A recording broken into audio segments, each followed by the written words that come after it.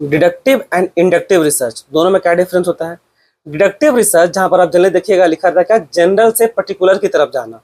इसका मतलब यह है बच्चों कि कोई पहले से थ्योरी है। अब देखिए थ्योरी वर्ड बोलने से क्या है ना कि हम लोग को अपना इंडियन भाषा में समझ में नहीं आता है। थ्योरीज को आप ये समझ लीजिए कि कोई मान्यता पहले से है, जिसको कोई पहले से बोल चलन है, जिसको हम लोग ऐसा बोलते हैं। जैसे कि हमेशा हम लोग के मम्मी पापा बोलते नहीं है कि बेटा अच्छे से पढ़ोगे तो ज्यादा अच्छा नंबर आएगा। तो ये क्या है, एक प्रकार का कहावत है।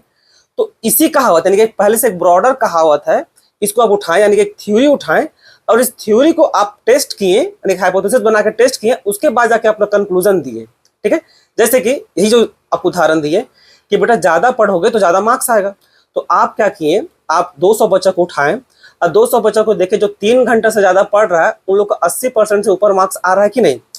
उसके बाद जब एग्जाम हुआ और पता चला कि हाँ भाई बहुत सारा बच्चा यानी कि मोर देन 50% बच्चा का मार्क्स जिसका जो 3 घंटे से ज्यादा पढ़ा है उन लोग को 80% से ऊपर आया। इसका मतलब क्या है कि जो कहावत है, जो थ्योरी है वो क्या करेक्ट है।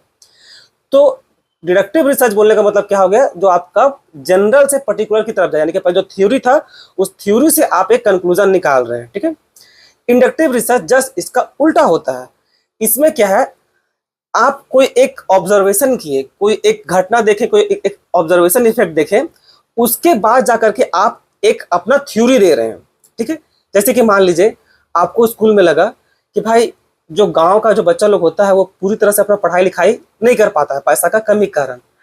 तो इसमें आप क्या नोटिस करने लग किए कि भाई मेन प्रॉब्लम क्या है, पॉवर्टी। अगर गरीबी नहीं होता तो ये लोग क्या है पढ़ाई करता।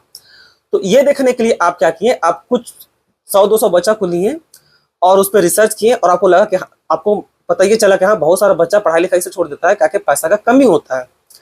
तो इस ऑब्जर्वेशन से आप एक जनरल पॉइंट ऑफ व्यू बना दिए कि भाई पैसा का गरीबी से क्या होता है, पढ़ाई लिखाई नहीं कर पाता है बच्चा लोग। तो इन दोनों में मेन डिफरेंस यही है। जो आपका इंडक्टिव है इसमें क्या होता है, आपका पर्टिकुलर से हम लोग एक जनरल थ्योरी बना करके प्रेजेंट कर देते हैं।